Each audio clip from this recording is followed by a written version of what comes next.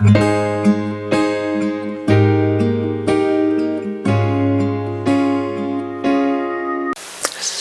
바리새인과 서기관들을 보면요, 마치 과대망상증 환자와 같아 보입니다. 이 과대망상은 자기 자신을 실제보다 크게 과장하고 과대평가하고 마치 그것이 현실인 것처럼 인식하는 이 정신 증상을 말하죠. 예를 들어서 자신이 다른 사람과 다르게 특별한 알려지지 않은 능력이 있다거나 매우 유명한 인사와 특별한 관계에 있다고 믿는 거예요. 자, 바리새인과 서기관들을 보면요, 자기들만이 하나님과 매우 특별한 관계에 있다라고 확신을 합니다. 근데 예수님이 볼 때는 하나님과 일방적이고 그릇된 관계, 소위 요즘 문제가 되고 있는 스토커 수준으로 예수님은 바라보고 있는 거죠. 그런 점에서 이 바리새인들은 자기들에게 임할 하나님의 심판을 인식하지 못하고 자신들이야말로 종교적인 이 복의 전형이라고 생각하는 자기들만의 어떤 행복에 빠져 있는 것을 볼 수 있어요. 다른 사람이 볼 때는 전혀 아닌데 자기의 어떤 환상 속에 빠져 있는 거죠. 근데 우리의 어떤 신앙이 이런 오류를 범할 확률이 높습니다. 뭔가 올바른 가이드가 없다면 이런 위험성에 노출될 수가 있어요. 예수님은 이런 바리새인들과 서기관들에서 드러나고 있는 매우 비참한 상태, 오늘 본문에서 탄식하고 계시죠. 저는 이들에게서 자기 자신의 어떤 처지를 깨닫지 못하는, 그 상황을 올바로 읽어내지 못하는 영적 무지를 봐요. 이 영적 무지는 즉 자기 자신을 올바로 돌아보지 못하는, 그리고 지금 자기들이 어디에 서 있는지를 깨닫지 못하는 이 무지함은, 이 어리석음은 꼭 저들만의 문제일까요? 우리에게서도 드러날 수 있는, 끊임없이 반복적으로 나타날 수 있는 그런 문제입니다. 그래서 우리가 살펴보아야 하는 것들이에요.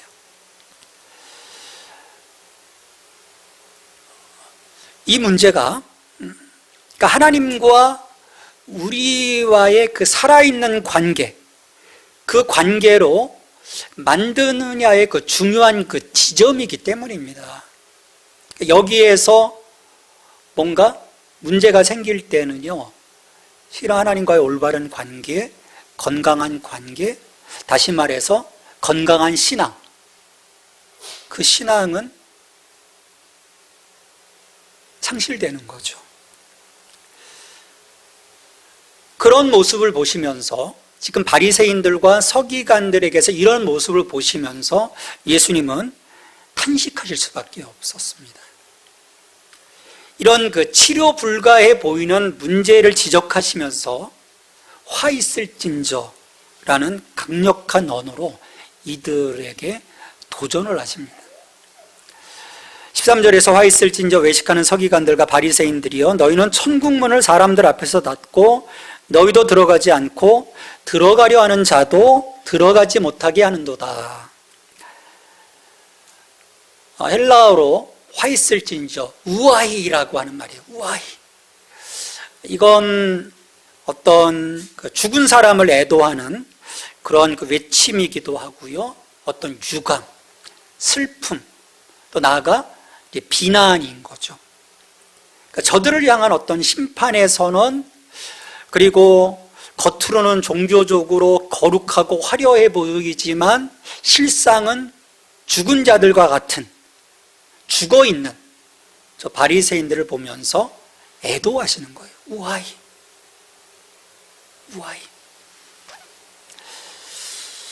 왜 예수님께서는 이들에게 화를 선포하셨을까?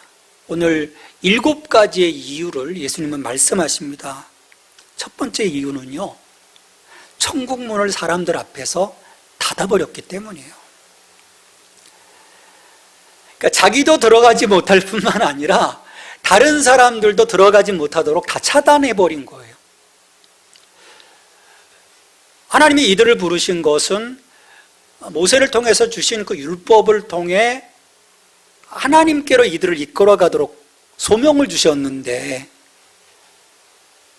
인도하지도 못하고 천국에 들어가는 것까지 방해하고 있다라는 거죠.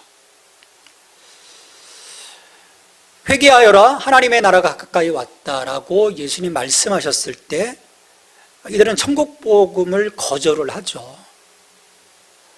자기들의 생각에 그건 아니라고 본 거예요. 근데 그렇게 거절할 뿐만 아니라 예수님의 사역에 대한 반대, 계속해서 보면은 예수님의 그 사역을 반대하지 않습니까? 그리고 그들이 갖고 있는 가르침으로 천국 초대를 백성들이 거부하게끔 영향력을 행사하는 거예요. 이건 나도 못할 바에는 쟤들도 못 가라고 하는 어떤 그 못된 심성의 발로라고 할 수도 있겠죠. 저는 이들을 보면서 2가지 상반된 질문을 던져봅니다. 나는 사람들을 하나님께로, 하나님 나라로 인도하는 올바른 표지판인가?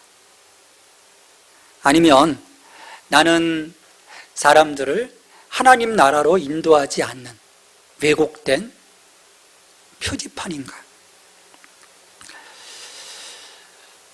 하나님은 우리를 통해서요, 그 하나님 나라의 모습, 하나님 나라로 가는 그 삶에 대한 이정표를 사람들에게 보이기를 원하시는 거예요. 우리가 종종 영화를 보면 그런 장면이 나옵니다. 이정표가 있는데 그 이정표를 반대 방향으로 돌려놓기도 하고 거기다가 가짜 표지판을 붙이기도 해요. 그래서 적으로 하여금 상대방으로 하여금 엉뚱한 방향으로 가도록 하는 그런 장면들을 봅니다. 자, 그런데 문제는요, 이 바리새인들이 그들의 오만함 때문에 이 잘못된 이정표를 정말 진짜 이정표로 믿어버렸다라는 거예요. 그걸 떼어내야 되는데, 다시 수정해야 되는데, 이게 사기꾼들이요, 이게 어떤 그 과대망상, 자기가 사기치는 그림을 그려가다가 이게 정말 실제처럼 자기 확신으로 자리 잡는 경우인 거예요. 어떻게 보면 종교 사기인 거죠. 그러니 남도 못 가고 잘못된 이정표니까 자기들도 못 가게 되는 거예요. 그리고 그런 잘못된 확신 속에 있다 보니까 그 결과는 어떻게 되겠습니까? 2번째 예수님의 화해 선포는 그 결과를 향해요. 15절의 말씀에 보면 화 있을진저 외식하는 서기관들과 바리새인들이여 너희는 귀인한 사람을 얻기 위하여 바다와 육지를 두루다니다가 생기면 너희보다 배나 더 지옥 자식이 되게 하는도다. 이들이 유대교의 확장을 위해서 굉장한 또 열정을 갖고 있어요. 그래서 디어스포라이오, 그러니까 그 바벨론 이후에 흩어지는 민족이 되면서 각지에 회당을 세웁니다. 그뿐만 아니라 이 율법서를 이제 헬라어로 번역하죠. 셉트라진트라고 해서 70인용으로 번역해서 회당에서 그것들을 읽어내고요. 그래서 이방인들이 개종해서 들어올 수 있도록 하는 그런 열정들은 갖고 있었어요. 근데 문제는 이 바리새인들은 유대교 안에서 굉장히 자기 분파적인 이해, 거기에 어떤 열심을 갖고 있는 자들인 거예요.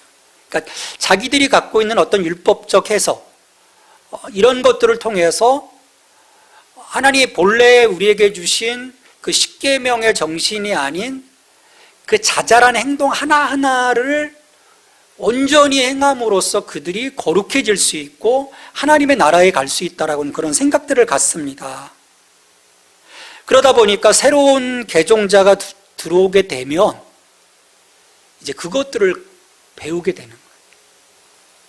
본래 하나님 사랑, 이웃 사랑의 그 거대한 그 두 기둥으로서의 율법적 정신이 아닌 이 안식일을 지키기 위해서는 뭘 하지 말아야 되지?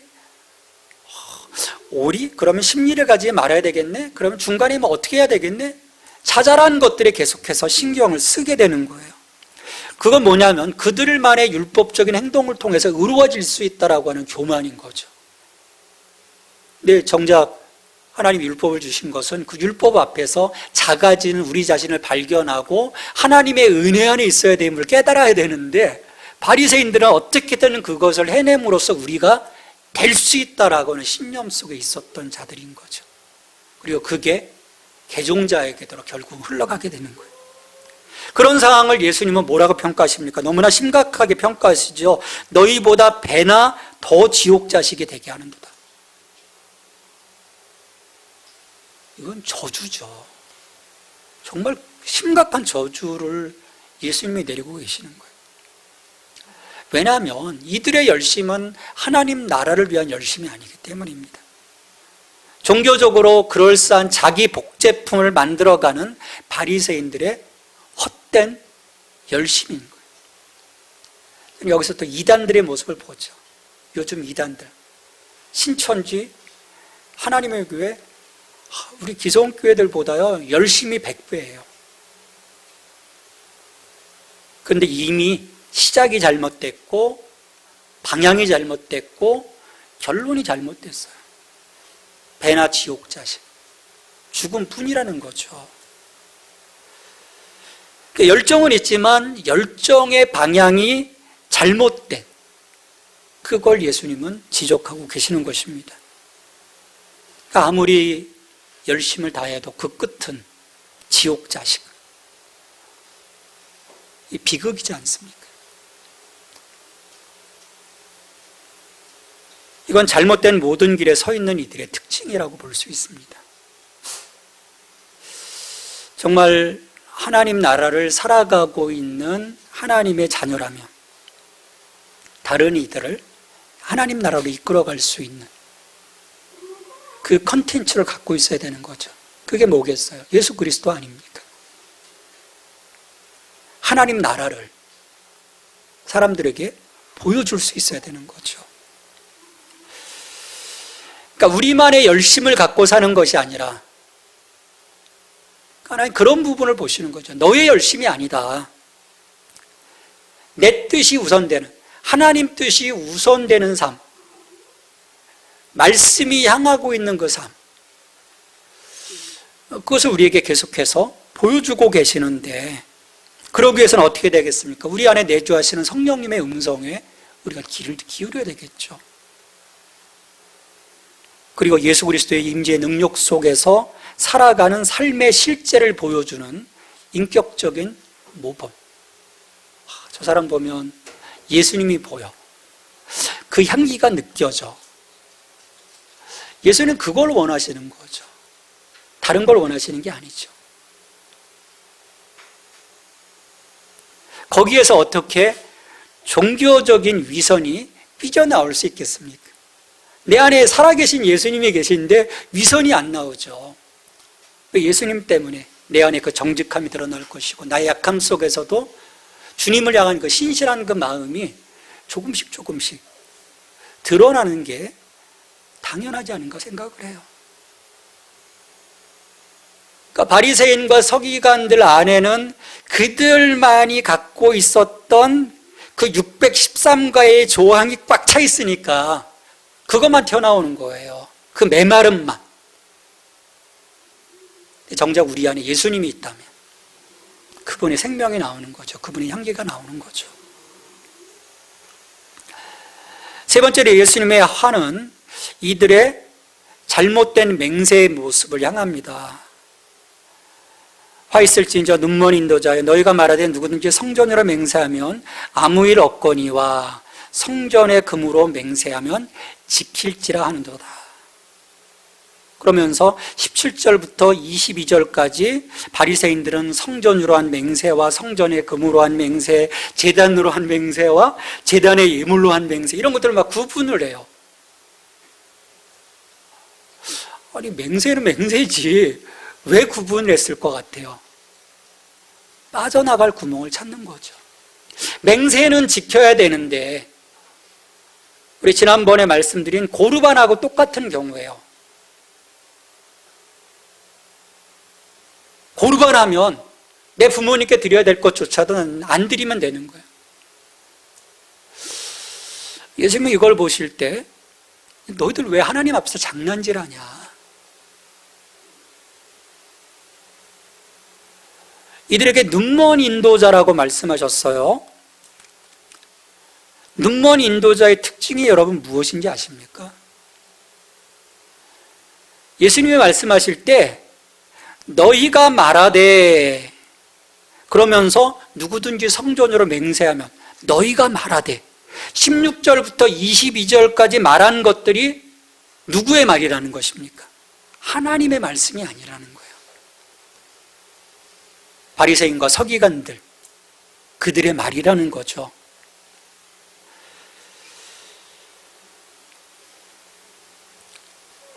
이들은 이 중차대한 맹세의 문제를 가지고요, 이 종교적인 장난을 함으로써 하나님께 드리는 헌신을 위반하고 있는 거예요. 아 맞아, 맹세에 대한 부담이 있는데 난 이 성전을 두고 매달 한 거 아니야. 이 성전의 제단 위에 예물 계속 면피하고자 하는 그런 그 교활함이 거기에 깃들어져 있는 거죠. 사람들의 신앙함 속에요, 이처럼 자기의 책임을 하나님을 향해서 자기가 감당해야 할 의무를 회피하는 경우들이 너무 많아요. 내가 세운 나의 원칙 이걸 가지고 하나님이 세워주신 원칙이 아닌데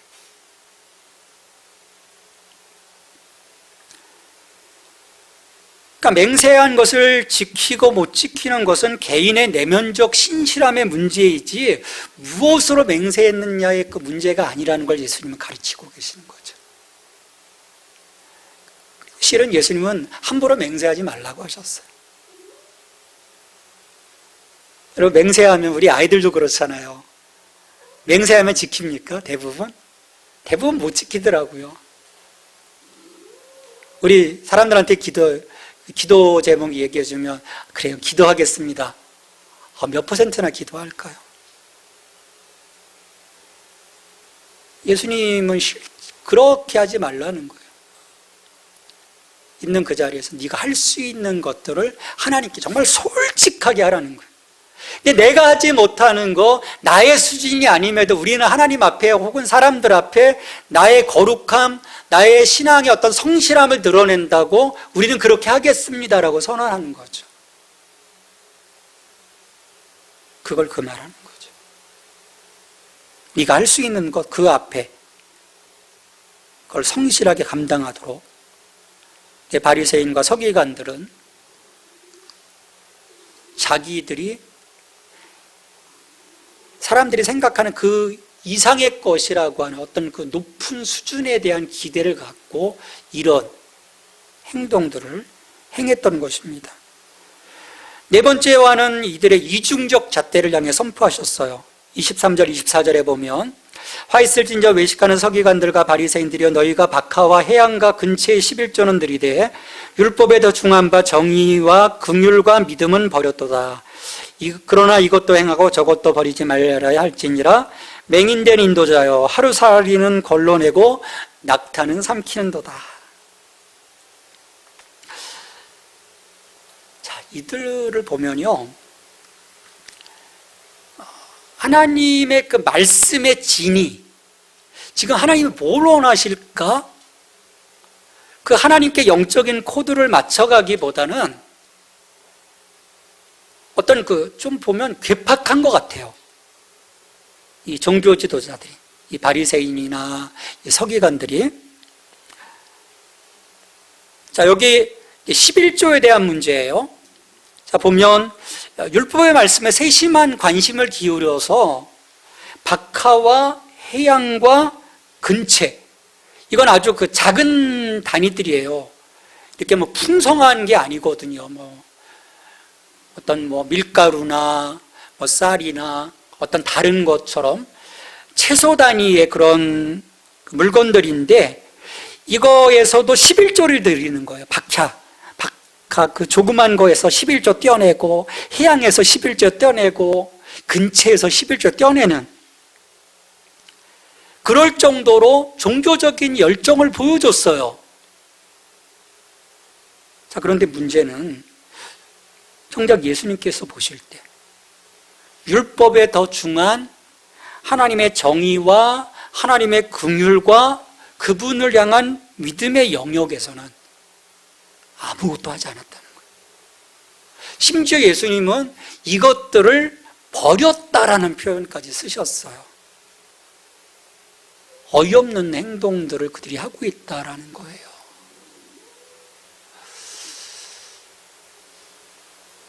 왜 이런 상황이 벌어졌을까? 하나님 율법을 주신 목적, 그 목적을 상실했기 때문이에요. 하나님에 대한 책임에 참된 목적은요, 이 세상에 하나님의 거룩한 의를 가져오는 것입니다. 근데 이들은 어떤 종교적인 짐을 계속 얹어줘요. 끊임없이.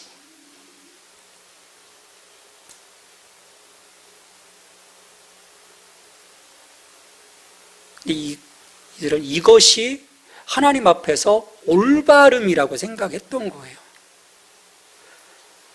이걸 극명하게 보여주는 표현이 예수님께서 사용하신 이 말씀이에요. 맹인된 인도자여, 하루살이는 걸러내고 낙타는 삼키는도다. 굉장히 비유적인 말씀인데 이게 실제 말씀인 거예요. 율법에는 날개에 달린 많은 생물들이 불결하다라고 규정을 하고 있어요. 레위기에 보면. 그래서 그 베드로가 기도하다가 환상 중에 보자기에 쌓여들은 그 불결한 것들을 보면서 나 이거 먹을 수 없습니다 라고 거절하잖아요.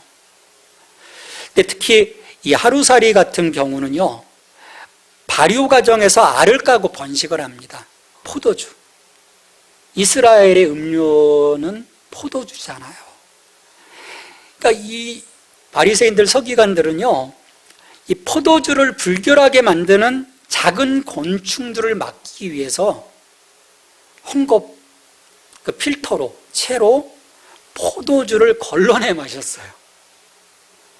왜냐하면 포도주 먹다가 벌레가 들어갔어. 그럼 나는 불결해진 거거든요. 이를 율법을 지키기 위한 행동으로 적용한 거예요. 그래서 다 걸러 먹어요. 나는 이런 사람이야. 하루살이가 한 마리라도 먹으면 안 돼. 난 그러면 불결해져.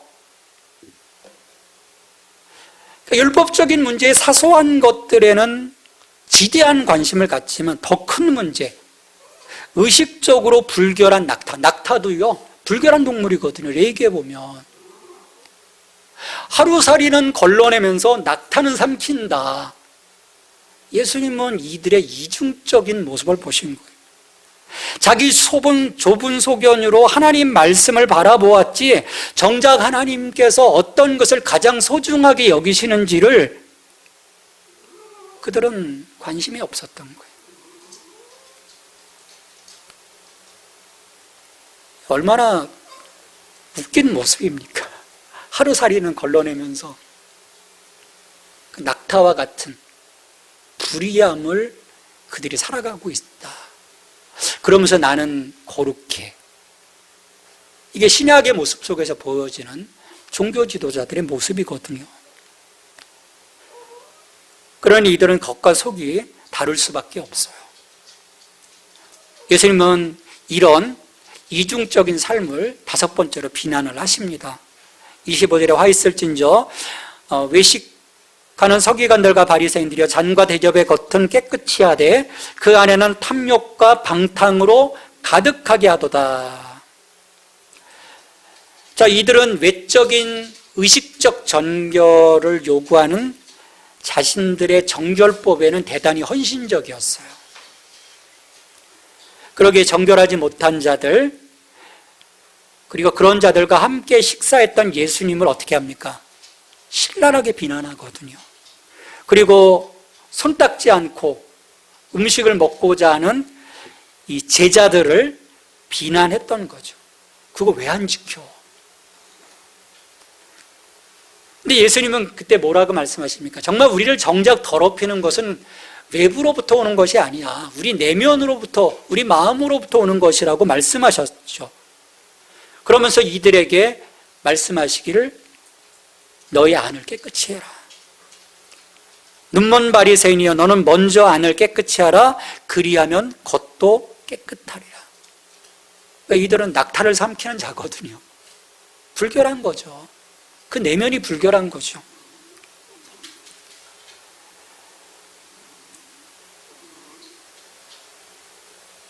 바리새인과 서기관들의 이 종교적인 대중적 환호를 얻고자 하는 욕심은요, 외적인 행위에 영향을 주는 가장 중요한 동기입니다.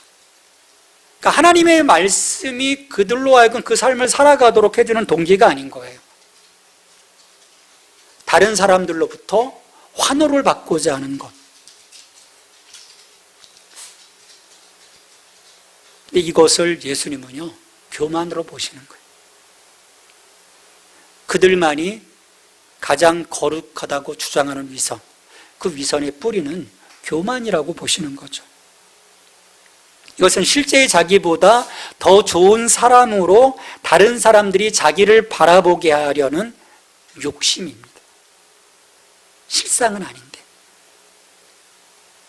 근데 결국 그 욕심은요, 정작 중요한 것, 허세를 부리다 보면요, 가장 중요한 내용들을 잊어버리게 되는 거죠. 도덕적인 이슈, 정의와 자비, 신실함, 이런 것들을 다 놓쳐버리는 거예요. 근데 정작 하나님은 우리의 중심을 보시지 않습니까?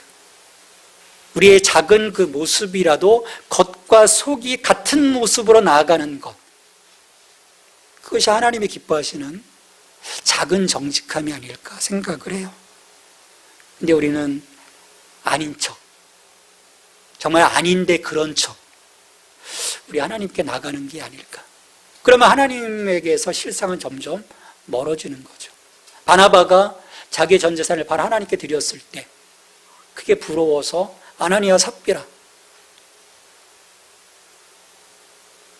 자기도 물건을 바치고자 하지만 이거 다 바치고 나면 우리는 어떻게 살아? 숨기지만 자기의 것을 다 드리는 것처럼 드렸을 때 하나님이 그를 전혀 기뻐하지 않으시잖아요. 멀어지는 거예요. 점점 멀어져 가는 거죠. 6번째와는 5번째 것과 같은 종류의 것입니다. 예수님이 이들을 회칠한 무덤이라고 하셨어요.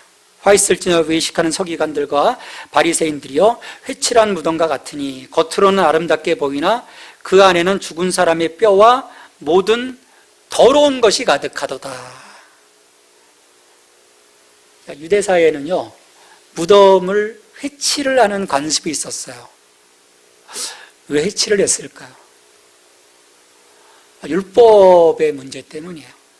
민수기 19장 16절에 보면 누구든지 들에서 칼에 죽은 자나 시체나 사람의 뼈나 무덤을 만졌으면 이래 동안 부정하리니. 그러니까 그 지역을 모르는 사람이 가다가 잘못해서 무덤을 밟았어요. 이래 동안 부정해지는 거예요. 특히 이 절기 때, 6월절 같은 경우엔 많은 사람들이 오거든요. 그때는 더 회칠을 합니다. 피해가도록 무덤을. 그래야 성전에 올라가서 제사를 드리고 제물을 바치니까. 그러니까 겉은 회칠하여 하얗고 깨끗해 보이지만 실제로는 그 무덤 속은 아름다운 것이 아니에요. 왜? 죽음이 자리하고 있잖아요. 예수님이 이 말씀하신 것은요, 백성들에게 이들을 피하는 것이 상책이라고 말씀하시는 거예요. 이거 만지면 너희들도 더러워져. 같이 죽는 거야. 그래서 예수님은 해칠한 무덤 같은 이들을 향해 겉만 사람들에게 옳게 보이려고 노력하지 말고 그 내면에 가득한 외식과 불법을 버리라라고 경고하시죠. 우리 28절 말씀 같이 읽겠습니다. 이와 같이 너희도 겉으로는 사람에게 옳게 보이되 안으로는 외식과 불법이 가득하도다. 이걸 버리라는 거예요. 이걸 버리지 않는 한 너에게는 화가 선포될 거야. 자, 7번째 화에 대해서 예수님은요, 정말 듣기 안타까운 그런 표현을 쓰시죠. 뱀들아, 독사의 새끼들아. 극단적인 표현을 쓰셔요. 왜 그러셨을까요? 그들에게서 교활함을 보셨기 때문에. 뱀은 지혜롭게 따지면 교활한 동물이지 않습니까? 성경에 표현되기를. 화 있을진저 외식하는 서기관들과 바리새인들이여 너희는 선지자들의 무덤을 만들고 의인들의 비석을 꾸미며 이르되 만일 우리가 조상 때에 있었더라면 우리는 그들이 선지자의 피를 흘리는데 참여하지 아니하였으리라 하니. 하나님께서 구약시대를 보면 많은 선지자를 보내셨어요. 안타까워하시면. 왜냐하면 하나님의 길을 떠났거든요. 그런데 그렇게 보낸 선지자들, 의인들을 이들은 핍박하고 죽였습니다. 자, 그러면 그렇게 하나님께 대적했던 역사를 참여하고 하나님 앞에 겸손하게 서야 하는데 바리새인과 서기관들은 뭐라고 하냐면요, 이 선지자들과 의인들의 무덤을 만들고 비석을 만들고 그것들 기리면서 이런 얘기를 하는 거예요. 우리가 만약 그때 그 자리에 있었다면 선지자들의 피를 흘리는데 참여하지 않았을 것이라고 자신들을 차별화시켜 버렸어요. 실상은 어땠습니까? 이들이 세례 요한이 헤롯에 의해 죽을 때, 참수를 당할 때 침묵했잖아요. 아무 소리도 못했잖아요. 나가 예수님을 죽이려고 은밀히 준비하고 있지 않습니까? 예수님은 그런 그들의 교활함을 보신 거예요. 31절부터 33절까지 보면 그러면 너희가 선지자를 죽인 자의 자손임을 스스로 증명함이로다. 너희가 너희 조상의 분량을 채우라. 너희 조상의 분량을 채우라. 너희들도 똑같이 그것을 하게 될 거야 라는 거예요. 뱀들아, 독사의 새끼들아, 너희가 어떻게 지옥의 판결을 피하겠느냐. 아무리 아닌 척해도 결국은 본색이 드러나 하나님 나라를 대적하게 될 거라는 거예요.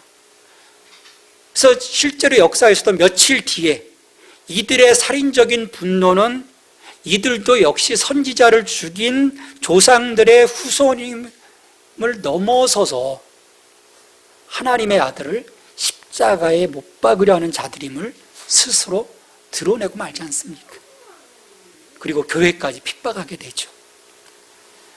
34절에 보면 그러므로 내가 너희에게 선지자들과 지혜 있는 자들과 서기관들을 보내매 너희가 그 중에서 더러는 죽이거나 십자가에 못 박고 그 중에서 더러는 너희 해당에서 채찍질하고 이 동네에서 저 동네로 따라다니며 박해하리라. 사도행전 7장 이후에 스데반의 죽음 이후 순교 이후 유대교로부터 이 박해가 일어나면서 사도들 외에는 다 흩어져서 복음을 전하게 되죠. 근데 사도 바울은 쫓아다니면서 계속 교회를 박해합니다. 크리스찬들을 잡아 죽이죠. 이렇게 이들이 주의 사자들을 죽일 것이란 예언과 더불어 살인행위에 대해 그들에게 임할 심판의 예언을 35절에서 선포를 하십니다. 그러므로 의인 아벨의 피로부터 성전과 제단 사이에서 너희가 죽인 바라가의 아들 사가랴의 피까지 땅에서 흘린 의로운 피가 다 너희에게 돌아갈 것이다. 하나님 핏값을 물으신다라고 말씀하시는 거죠. 유대인은 특권을 받은 자들이에요. 성육신하신 하나님의 아들을 직접 볼 수 있었던 특권이에요. 여러분 대단한 특권 아닙니까? 그런데 하나님 나라가 임했다 회개하여라 라고 하는 천국 복음을 이들은 수용하지 못해요. 거부하죠. 과거 조상들처럼 거부를 해버립니다. 그걸 수용하지 못했어요. 구약의 유대인들, 그리고 예수님 당시에 이 유대인들은, 특별히 종교 지도자들은 무엇 때문에 하나님의 말씀에 귀를 기울이지 않고 거부하였을 뿐만 아니라 하나님의 아들까지 죽이고자 했고 그 사자들까지 핍박하고 죽이려 했을까? 여러분, 왜 그랬을 것 같아요? 자기들의 어떤 신념 때문이었을까요?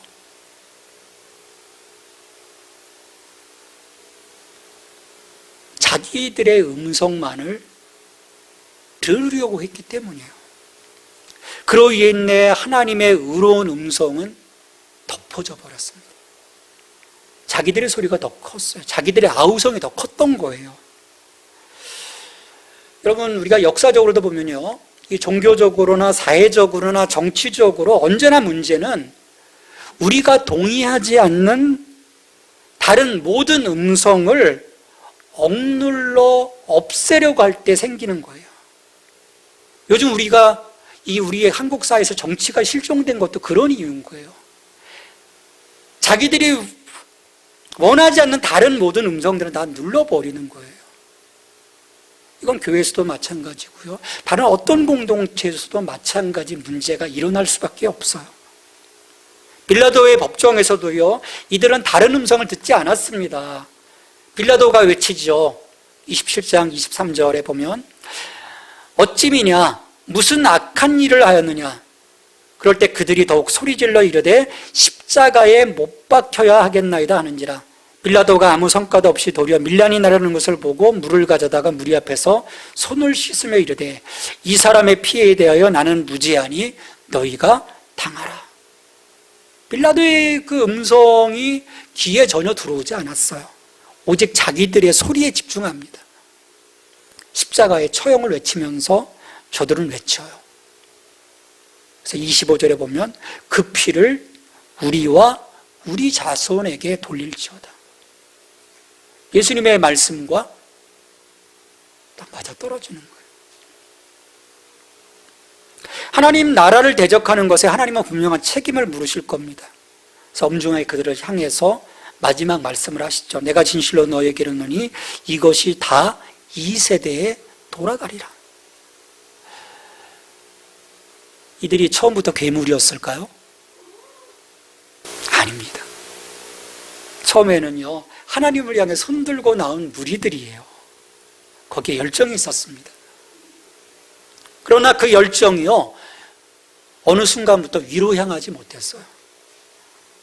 자기 내면으로 향하면서 자기 자신을 돌아보는 그 길이 멈춰버렸어요. 그러다 보니까 이들의 열정과 길이 왜곡되었습니다. 왜요? 듣지 않고 보지 않아서요. 자기들의 주장만 있었고 남의 눈에 티끌만 보고자 했어요. 성령의 음성에 귀를 기울이지 않았고요, 자기 눈에 들보를 쳐다보지도 않았어요. 여러분, 그러면요, 우리도 이들과 똑같은 길을 갈 수밖에 없습니다. 그러기에 우리는 분명하게 알아야 합니다. 하나님의 이 부르심 앞에서 살아가는 신앙인의 삶은 어떠해야 하는지. 그래서 이들에게서 보고 느껴 그 길이 아닌 참 진리이신 예수 그리스도의 길에 서 있어야 함을 우리가 날마다 확인해야 하는 것입니다. 여러분, 진리이신 예수 그리스도는요, 우리를 자유케 하시는 분이에요. 무거운 우리의 짐과 죄에 얽매이지 않도록 만드는 힘입니다. 율법은요, 우리를 얽매게 하는 거예요. 그러기에 다가오는 하나님 나라 앞에서 인간이 할 일은 자기를 정당화하기 위한 노력으로 몸부림치는 것이 아니라 회개의 몸짓으로 몸부림쳐야 해요. 그럴 때 우리는 예수 그리스도 피의 대속의 은혜로 인해 거룩함의 은혜를 얻게 되고요, 그걸 기초로 해서 우리가 앞으로 나갈 수 있는 힘이 되는 거죠. 그럴 때만이 우리는 세상을 향해 하나님의 사람들로 살아갈 수 있습니다. 그것 외에는 바리새인과 서기관들처럼 모든 것이 위선이고요, 거짓입니다. 다른 모든 종교적인 행위는요, 그냥 위선이고 거짓인 거예요. 그리고 그런 거짓과 위선의 자리에는 그 어떤 진정성도 자리할 수 없습니다. 오늘 우리에게서 보여주고자 하는 이 쇼맨십의 신앙이 아닌 정직함에 기초한 참 신앙의 모습, 이것이 회복되어야 할 이유인 것입니다. 그런 우리를 하나님께 올려드릴 때 진정한 예배자의 삶을 살 수 있고요, 그리고 그와 같은 삶의 자리에서 드리는 우리의 예배를 하나님께서 기뻐 받으실 것입니다. 우리가 그 예배자의 삶을 살아갈 수 있게 되기를 주님의 이름으로 축원합니다. 하나님, 우리를 불러주시고 우리가 가야 할 길을 분명하게 보여주시니 주님, 다른 것에 귀를 기울이고 다른 것을 쳐다보며 나가는 것이 아니라 진정 우리의 길이신, 생명이신, 진리이신 예수 그리스도와 함께 나아가는 저희들이 될 수 있도록 도와주시옵소서. 바리새인과 서기관들의 그런 위선과 거짓된 그 모습 속에서, 잘못된 방향과 열정 속에서 우리를 건져주시고 주님이 가장 기뻐하시는 바른 예배자의 삶의 자리에 서 있게 하여 주시옵소서. 그래서 날마다 우리의 삶으로 드려지는 예배가 하나님께 흠양되게 하시고 하나님과의 온전한 관계 안에서 오늘 우리에게 내려주시는 그 신령한 은혜들을 누리는 저희 모두가 될 수 있도록 주님 축복해 주시옵소서. 예수님의 이름으로 기도합니다. 아멘.